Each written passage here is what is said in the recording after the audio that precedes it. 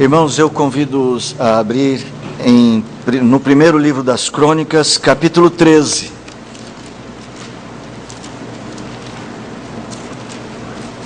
Quantos estiveram conosco no domingo passado, verão que essa é uma sequência muito natural do capítulo 11. No capítulo 11, Davi é ungido rei, e ele começa então o seu projeto de governo, e o projeto de governo de Davi é de um governo doxológico. Então essa foi uma palavra-chave.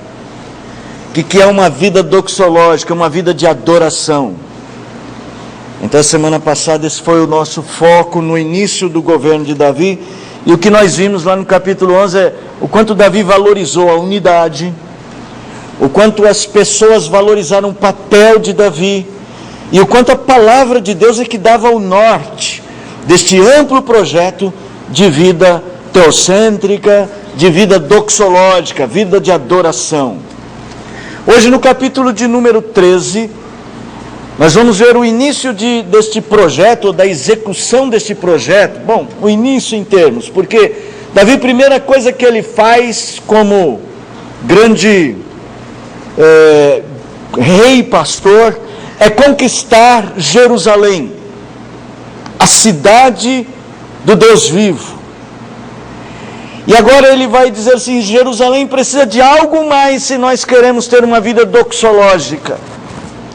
E então Davi vai fazer aquilo que ele achou ser o centro deste projeto. Davi vai buscar a Arca da Aliança. Não vamos explicar muito sobre o que é a Arca da Aliança, mas para resumir, para que todos entendam, a Arca da Aliança representava a presença de Deus no meio do povo. Como é que um povo de adoração pode viver sem a presença de Deus? Então Davi tem um projeto. É sobre este projeto que nós vamos falar esta noite. Os versos que nós vamos ler, eles falam da centralidade, da importância que Davi deu à vida de adoração. Ele era um rei, posso dizer, ele era um político, ele era um homem de guerra, ele era um conquistador de terras, ele era um homem que pensava no reinado e na grandeza do seu povo. Mas quando Davi pensa em todas estas coisas, o que Davi tem como alvo não é exatamente o dinheiro que Israel pode ter, as terras que Israel pode ter, mas o que Davi tem em mente é: nós fomos chamados para sermos uma nação de adoradores, gente que vive a partir da ideia de que existe um Deus que controla todas as coisas. Davi tem um projeto doxológico. E por que isso é importante? Porque quando a gente transporta isso para nós também somos o povo de Deus. Mas não parece que essa é a nossa meta principal. Algumas vezes, quando vemos o povo de Deus nos nossos dias, e o projeto de vida que nós fazemos, não parece ser essa a nossa meta principal. É por isso que nós precisamos aprender com Davi, com o livro das Crônicas. Eu vou ler o texto e depois a gente vai aos versos que se seguem. Capítulo 13, verso 1. Consultou Davi os capitães de 1000 e os de 100 e todos os príncipes, e disse a toda a congregação de Israel: se bem vos parece, e se vem isso do Senhor nosso Deus, enviemos depressa mensageiros a todos os nossos outros irmãos em todas as terras de Israel, e aos sacerdotes e aos levitas com eles nas cidades e nos seus arredores, para que se reúnam conosco. Tornemos a trazer para nós a arca do nosso Deus, porque nos dias de Saul não nos valemos dela. Então Toda a congregação concordou em que assim se fizesse, porque isso pareceu justo aos olhos de todo o povo. Irmãos, nós precisamos pensar a respeito de alguns valores que têm conduzido a nossa vida. A nossa experiência nesse mundo tem sido conduzida por alguns valores. Em geral, nós conduzimos a nossa história pensando em algumas conquistas. Planos simples como cuidar da família, preparar o futuro dos filhos. Quem não pensa nisso? Não tem nada de errado se preparar para a aposentadoria, desejar viajar. Não tem nada errado.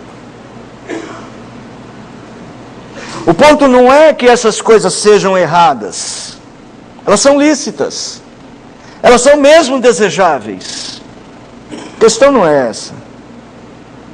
A questão é, de todos os nossos planos de vida neste mundo, qual é o lugar da adoração do Senhor?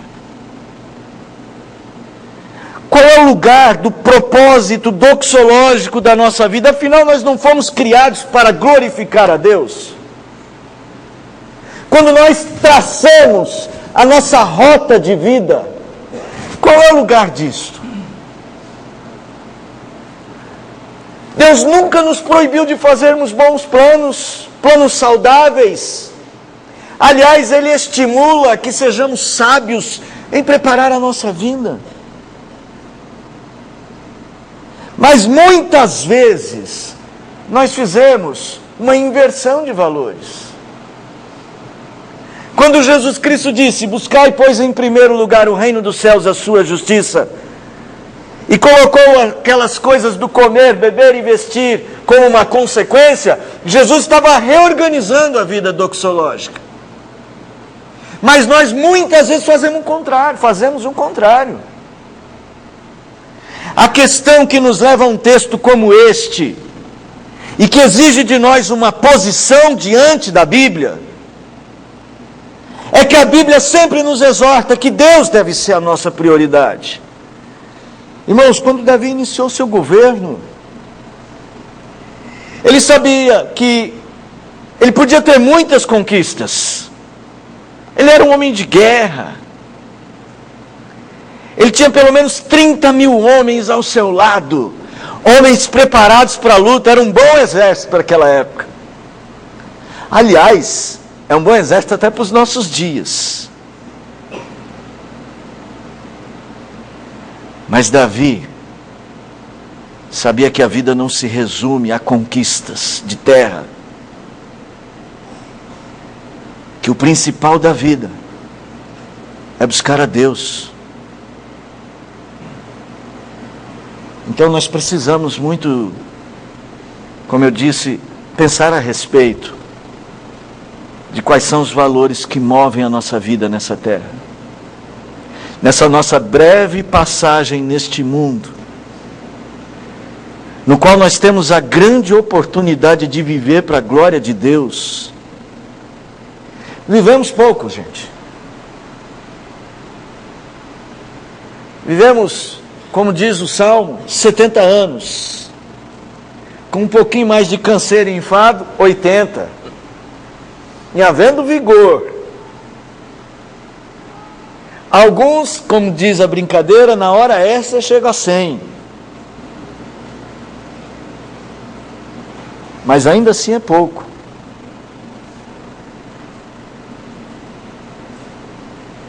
Mas nós temos a gloriosa oportunidade de, neste pouco, mostrar que amamos a Deus sobre todas as coisas.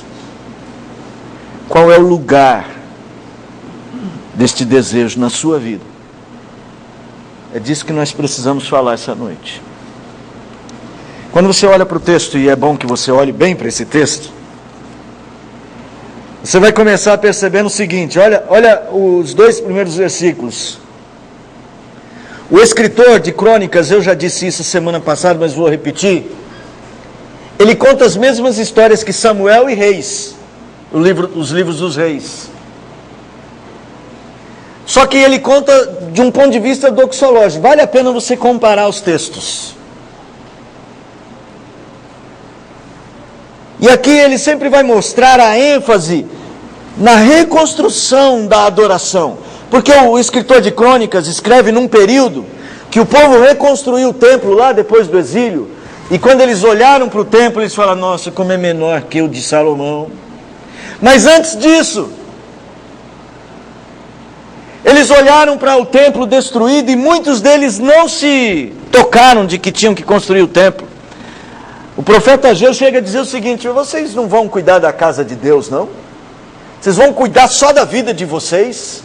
Capítulo 1 de Ageu. Então o escritor das Crônicas, ele entendia que era necessário ter uma mente doxológica de adoração. Então ele escreve esses versículos enfatizando isso. Presta atenção.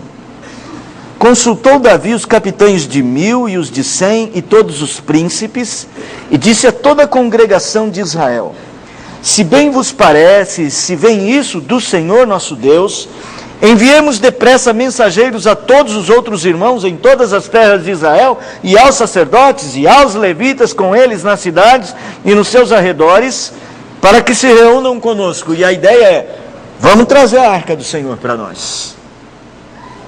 Irmãos, eu sei que às vezes não dá para a gente perceber todos os detalhes, mas há um detalhe nesse texto, quando ele diz, ele reuniu, chamou os capitães de 100, os capitães de 1000, todos os príncipes, e aí ele começa dizendo o seguinte, e disse a congregação de Israel. Quando você lê em Samuel, diz assim, reuniu todo o povo. Aqui não é o povo, aqui é a congregação. Ele usa uma palavra bíblica que tem um sentido religioso. É uma palavra cuja raiz é carral, congregação de adoradores, gente que se reúna para adorar. Irmãos, o autor de Crônicas, ele fala assim, nós não somos só um povo, nós não somos só um bando de gente reunido com um propósito político ou qualquer outra coisa, nós fomos chamados para sermos adoradores de Deus. Pedro vai dizer isso lá no Novo Testamento, nós somos o sacerdócio santo, o povo de propriedade exclusiva de Deus. Irmãos, nós estamos falando de uma unidade em torno da adoração.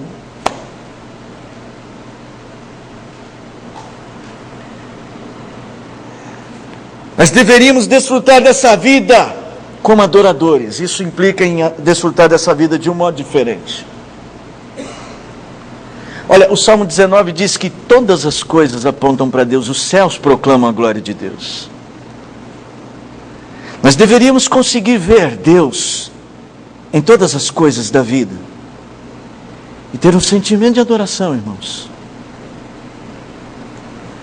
Sabe, quando o nosso coração se torna murmurante ou murmurador e questionador dos valores da vida, o que falta para o nosso coração é olhar para o alto. O que Davi está pensando para o seu povo é que essa é uma nação que não vai se alegrar só com as vitórias, vai se alegrar com Deus. Tem que reunir toda a congregação. É assim que ele define quem são as pessoas que estão do lado dele. Gente que tem um coração adorador. Irmãos, olhando um pouquinho mais para frente, ele envia mensageiros. Depressa, vamos enviar mensageiros, se bem vos parece isso, se isso veio do Senhor. Vamos enviar mensageiros. A ideia dele é que o que ele está fazendo é uma resposta à vontade de Deus. Vamos enviar mensageiros, e eles vão reunir as pessoas que podem ajudar. Quem é que pode ajudar? Aí numa outra terra estranha buscar a arca. Você fala, soldado ajuda. E ele fala, vamos buscar. Note esse detalhe. Samuel esconde isso de nós. Não é que esconde. Para Samuel essa não era uma prioridade na descrição. Lá no Samuel ele diz que ele juntou 30 mil soldados para fazer isso. Mas aqui diz assim: vamos chamar todos os irmãos de todas as terras, e os sacerdotes e os levitas. Gente, o que pastor nessa hora vai ajudar? Vai levar a Bíblia debaixo do braço? O músico vai levar o violino? É assim que nós vamos conquistar? É que um projeto é um projeto doxológico.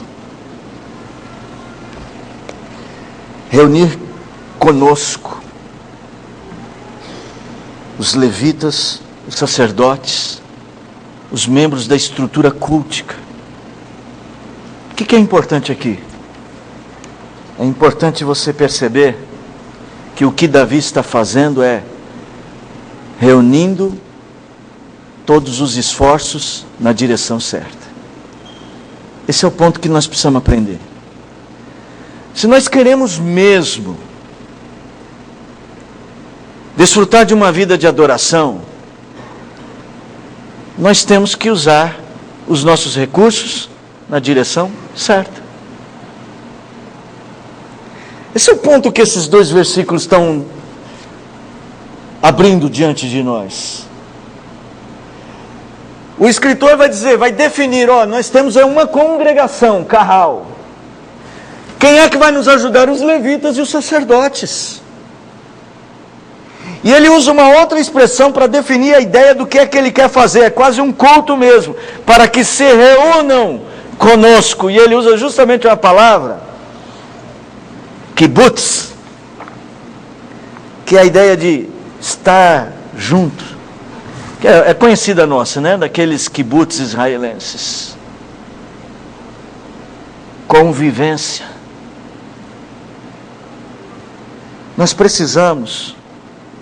Nós temos muitas coisas. Nós temos muitas coisas que ocupam o nosso pensamento. Nós temos muitas coisas que ocupam a direção das nossas preocupações.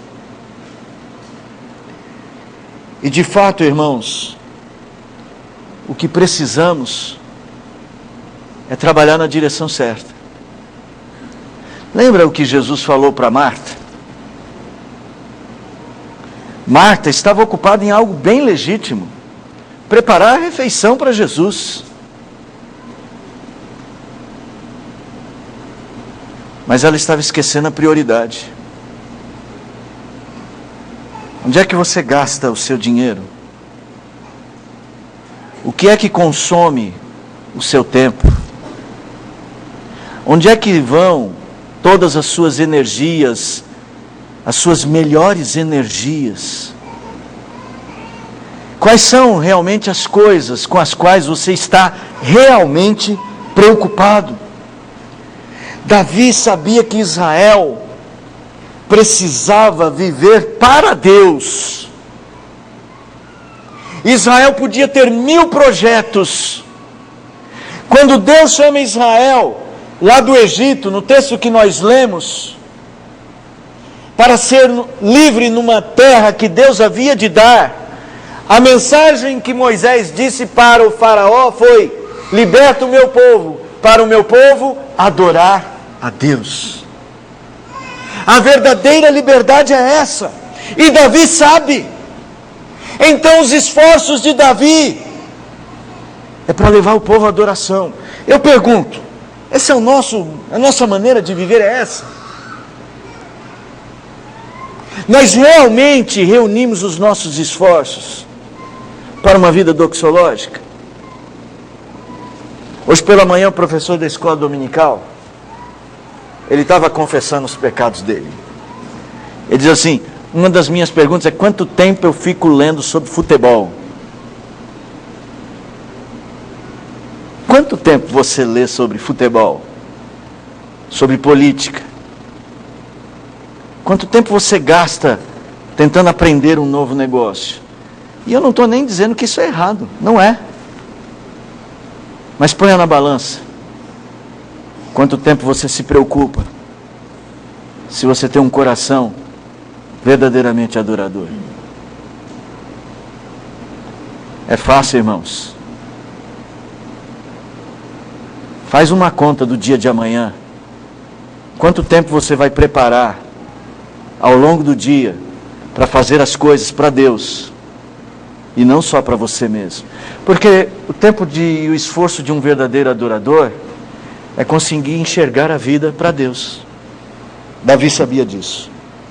Ele organizou, ele investiu esforços para fazer isso. Mas, irmãos, um pouquinho mais à frente, verso 3. Todo esse esforço de reunir conosco, a ideia de estar uma congregação reunida para buscar a verdadeira adoração, não podia ser um mero esforço humano.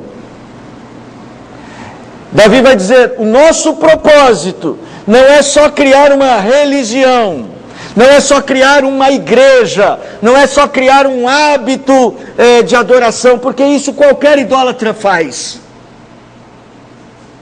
Ele diz no verso 3, tornemos a trazer para nós a arca do nosso Deus.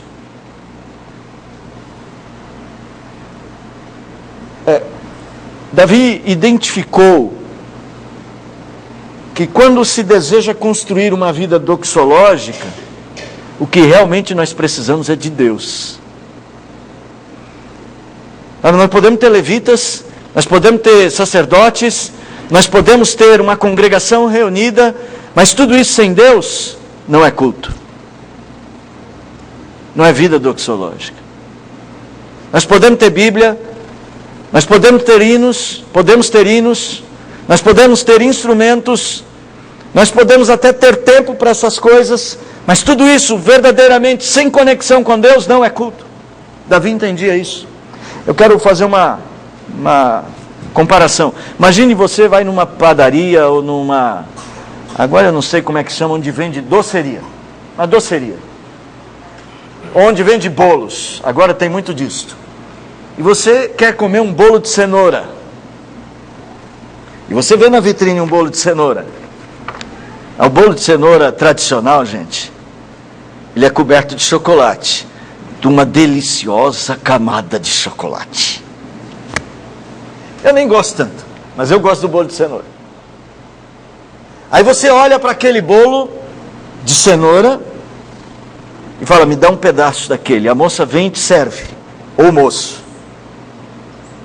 Vem e serve. Aí você dá uma mordida. E você descobre que era bolo de banana. Bom, se você gosta de banana, tudo bem. Mas se você realmente queria comer um bolo de cenoura, você descobriu que comprou banana por cenoura. Ou é o contrário, não sei. Tem uma passagem bíblica que fala um pouco sobre isso, não sobre bolo de cenoura. É que Jesus um dia olhou para uma figueira e ele queria comer figos. E ela parecia que tinha figos. E ele foi até lá. E quando chegou lá, não tinha figos, só tinha folhas. E o texto diz que Jesus a fez secar. Essa é uma passagem do Novo Testamento sobre adoração. Que foi o que Jesus viu no templo de Israel, nos dias de Herodes. Nos dias dele na terra. Que ele olhou para o lugar onde deveria haver a busca de Deus. E Deus não estava ali. Não era Deus que eles buscavam. Se desejamos uma vida doxológica, nós precisamos de Deus.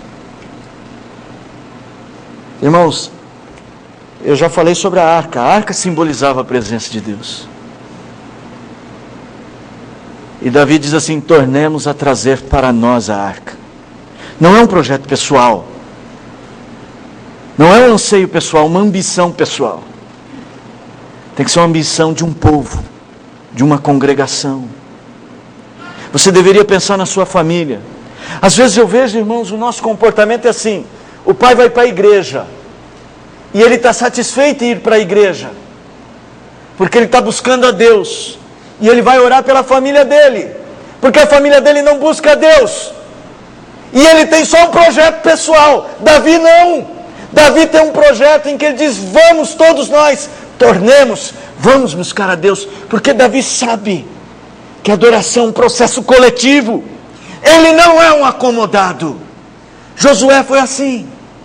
Josué desafiou o povo. Nós lemos hoje. Quem que vocês querem buscar? Querem buscar que tipo de vida doxológica? Os deuses do Eufrates? Os deuses dos amorreus? Josué não chega para o povo e fala: eu já tomei a minha decisão, eu vou buscar o Senhor. Não. Josué diz: eu e a minha casa serviremos ao Senhor. Nós precisamos pensar seriamente sobre qual é o nosso projeto doxológico, o nosso projeto de vida. Precisamos sim. Na perspectiva do alvo de Davi, a presença de Deus tem a ver com o povo, com a coletividade. Não é um projeto pessoal, é uma perspectiva mais abrangente. Nós vamos buscar a arca do nosso Deus.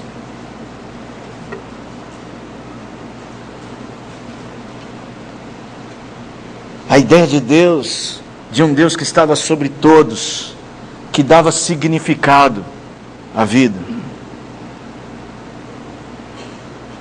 Curioso o jeito que Jesus ensina a gente a orar. Pai Nosso.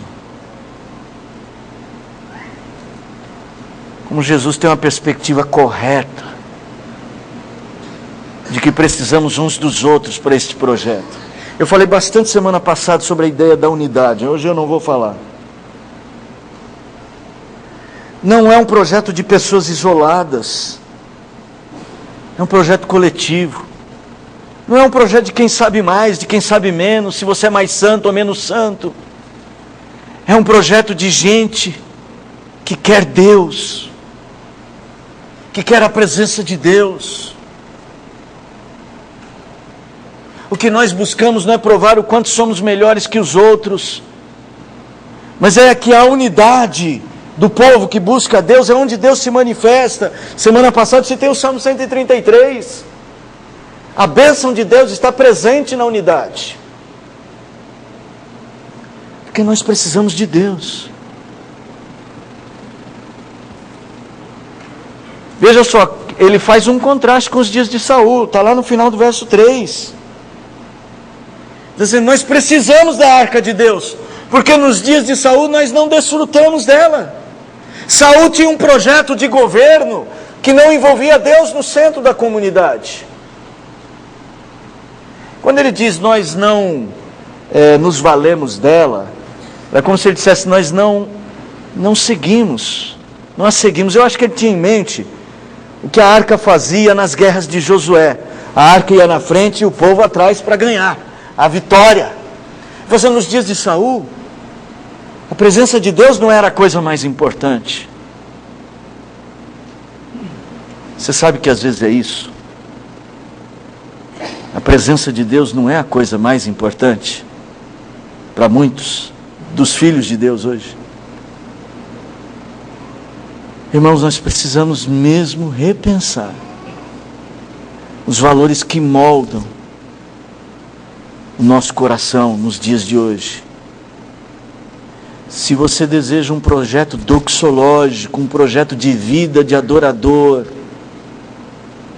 você precisa perguntar se realmente o que te interessa nessa vida é a presença de Deus. Mas não pergunta isso aqui não, porque aqui eu sei que é. Vocês não vieram aqui para ver os meus lindos olhos ou do presbítero Rinaldo.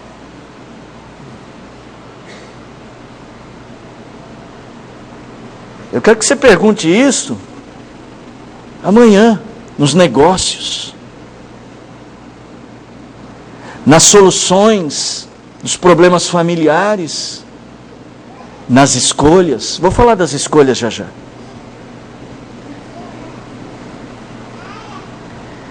É preciso que você se pergunte na hora do almoço e do jantar, ou agora na hora de ir dormir. Os que têm filhos pequenos, que vão pôr os filhos para dormir, ou os que têm moços, que não estão acompanhando a sua vida de adoração, talvez estejam na rua. É ali que você tem que se perguntar se Deus é realmente a prioridade e a presença dele é importante. Porque aqui é fácil, irmão. Aqui nós somos perfeitos. Nós precisamos de fato repensar os valores que movem nosso projeto de vida. Quando ele fala com desprazer a respeito dos dias em que eles não se valeram da arca, quem ler a história de Saul vai entender. Era como se Davi dissesse assim: nós vivemos a nossa vida sem Deus. E Saul representou bem o que isso faz com a vida de uma pessoa. Porque no final da vida, sem Deus e sem paz no coração, Saul lançou-se para a morte. É triste ver isso. Davi chorou muito aquilo. Davi chorou a morte de Saul. Porque Davi compreendia o que tinha faltado. Eu não quero que você chore tarde demais. E o escritor do livro das Crônicas também não queria isso para o seu povo. É por isso que ele escreve essas coisas. Mas ao finalzinho, verso 4.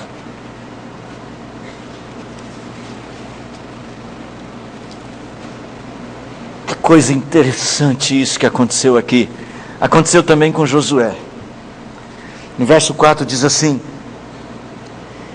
então toda a congregação, ele usa de novo carral, a ideia de aquele povo estava mesmo com a mentalidade de adorador, ou a mentalidade doxológica. Toda a congregação concordou. Então quando eles fazem isto como um povo que quer buscar a presença de Deus.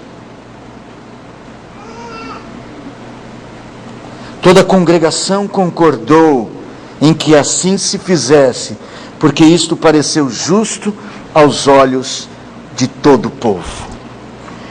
Irmãos, nós sabemos que a nossa vida se organiza através das nossas escolhas. Nós sabemos disso. Que o que organiza a minha vida são as coisas que eu escolho fazer ou não fazer.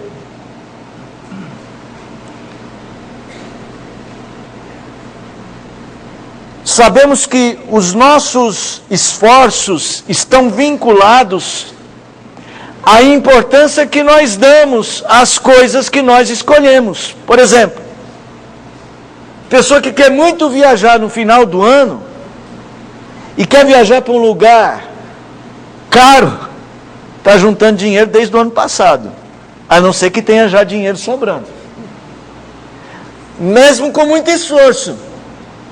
E isso é muito bom, mostra que você é bem organizado. Porque na verdade nós reunimos os nossos esforços, nós nos esforçamos, nós nos organizamos para atingir alvos que escolhemos segundo nossas prioridades.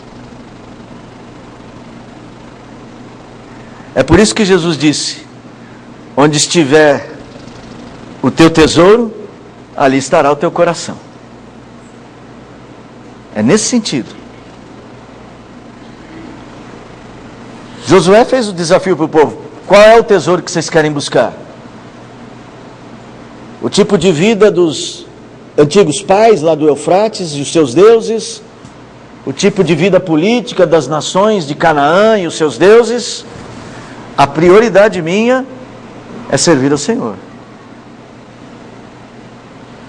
Os valores que o seu coração preza é que serão a base para a construção de sua vida cultica a Deus ou idólatra. Se desejamos construir uma vida cultica, doxológica, precisamos reconhecer o valor deste projeto na nossa vida. Você precisa ir para casa, parar, avaliar e dizer e pensar, chegar a alguma conclusão sobre qual é a importância de ser um verdadeiro adorador. E eu sei que a sua escolha vai depender disso. Irmãos, quando a gente encontra exemplos no nosso meio de pessoas que com muita dificuldade saem de sua casa, às vezes enfermos, e vêm para o culto, nós entendemos, nós descobrimos quais são os valores que guiam as escolhas de certas pessoas. Mas quando uma partida de futebol, desculpa estar falando tanto de futebol hoje, né? Ou quando coisas banais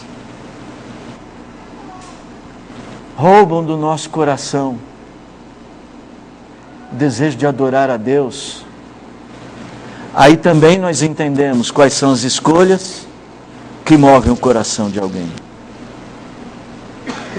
Toda a congregação concordou que assim se fizesse. Toda a Carral percebeu o valor da proposta de Davi. Eles compreenderam o objetivo de uma vida de adorador. Não é possível viver sem Deus. Era necessário buscá-lo. Era necessário retomar aquela arca. Era necessário tomar todas as providências para fazer aquilo acontecer. Antes de qualquer coisa, isso era necessário. E toda a congregação valorizou esse projeto. O texto diz que o que motivou essa gente foi uma percepção do valor daquele projeto doxológico, quando o texto diz, isso pareceu justo aos olhos deles.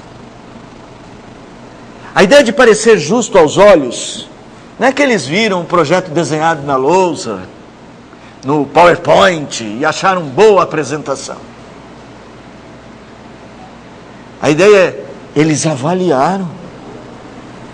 Eles fizeram uma avaliação do que é a vida. Ser justo aos olhos era reto, era decisão sábia. E a expressão toda era assim, era como se eles tivessem, a expressão usa um termo bíblico que é palavra. Assim, eles perceberam que aquela palavra era uma palavra reta. Era algo necessário. E foi fruto de uma avaliação. A falta de uma verdadeira, profunda, sincera, honesta avaliação sobre o valor de Deus é que nos impede de perceber a nossa necessidade de uma vida de adoração, irmãos. Porque não é o problema que Deus é falho, o problema não está na Bíblia, que a Bíblia falhou em nos instruir. O problema está em que nós não estamos parando para pensar de verdade na vida. Estamos vivendo como tolos. Porque é assim que a Bíblia diz sobre o louco. Ele diz em seu coração, não há Deus. Em outras palavras, não preciso de Deus para isso. Você precisa avaliar melhor o que é a sua vida, porque fomos criados para a glória de Deus. Aquilo que valorizamos acima de tudo será o nosso Deus, aqui com D minúsculo. Você quer saber quem é o seu Deus? É aquilo que lhe é inegociável. O que é inegociável para você? O que é que você não troca por nada? Pode ser que você mude de Deus de vez em quando.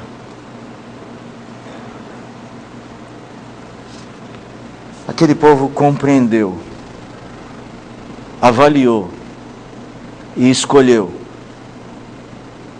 buscar a presença de Deus.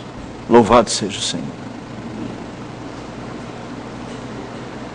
Nem tudo deu certo. Você vai ler depois o texto, você vai ver que ele foi buscar a arca, ele fracassou porque não fez como deveria. Mas o objetivo do escritor do livro das Crônicas foi mostrar como, apesar do fracasso lá na morte de Uzá, depois você pode ler o texto, Davi não desistiu.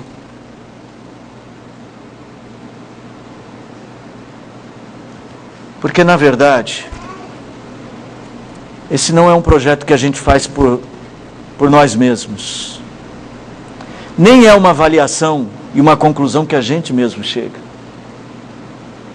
É algo que o Espírito Santo faz em nós. Porei dentro de vós o meu Espírito,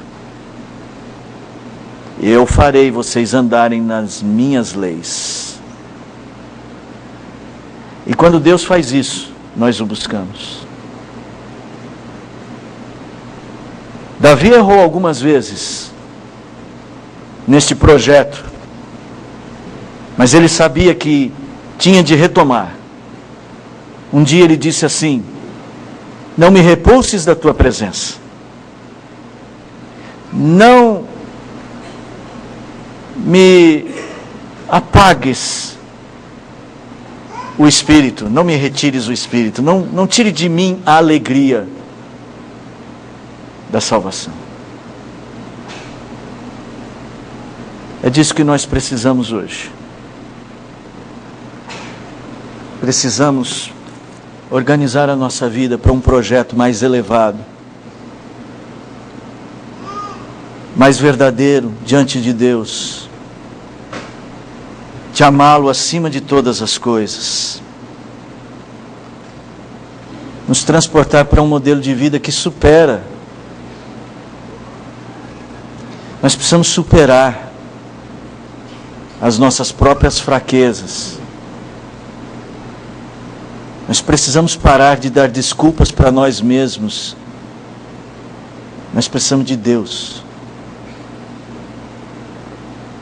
Nós precisamos de um projeto e valorizar este projeto de ter a presença de Deus no dia a dia. E ter prazer de ver Deus em tudo. Queira Deus que esta noite,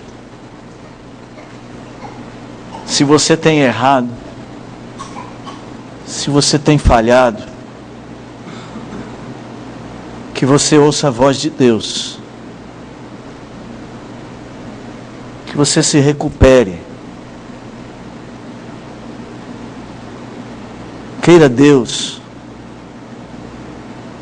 que você olhe para os seus filhos e tenha um projeto mais amplo, de vida eterna e de louvor. Queira Deus que esta noite você repense o quanto os seus negócios roubaram Deus do seu coração, ou o quanto os seus estudos, ou a sua prepotência, ou o seu egoísmo, o seu comodismo, tiraram Deus do seu horizonte. Queira Deus que todos nós concordemos com o fato de que precisamos buscar a Deus. Irmãos, olha para a nossa igreja. Olha para como, apesar de termos tantas coisas, estamos tão fragmentados em nossa fé.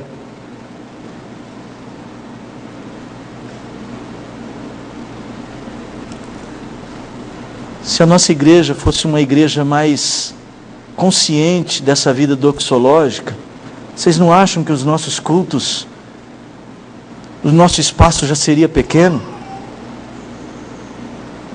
Vocês acham que teria dificuldade para a gente reformar a igreja ou plantar novas igrejas?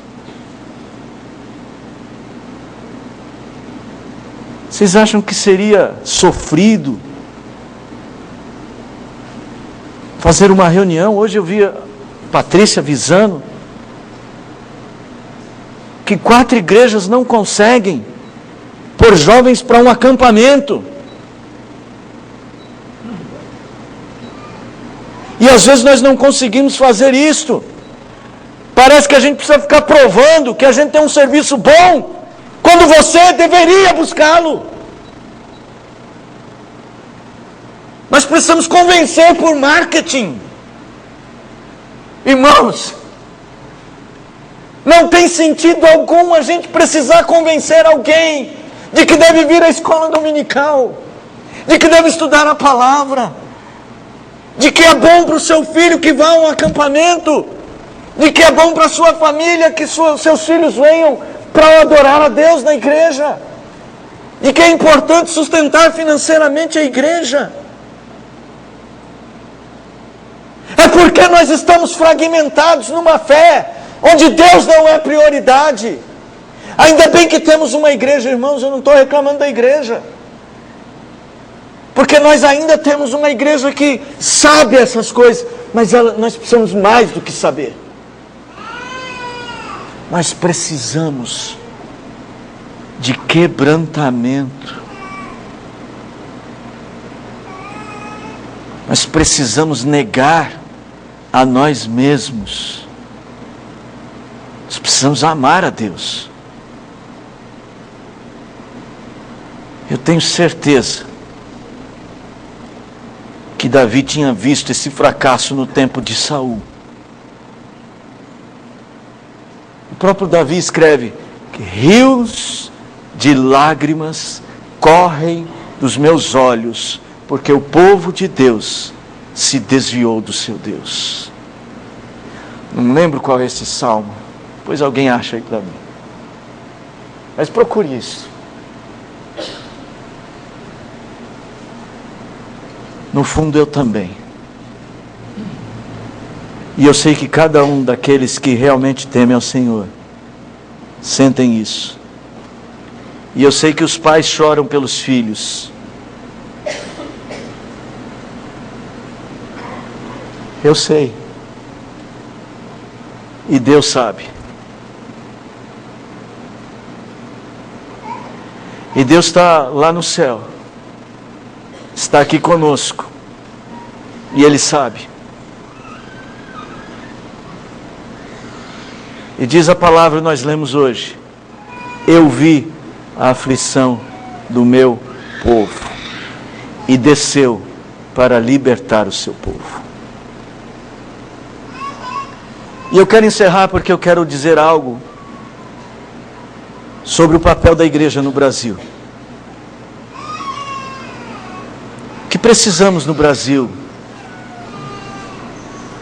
é de um tipo de gente, brava gente, que busca o Senhor. E isso é a igreja que tem o dever de fazer.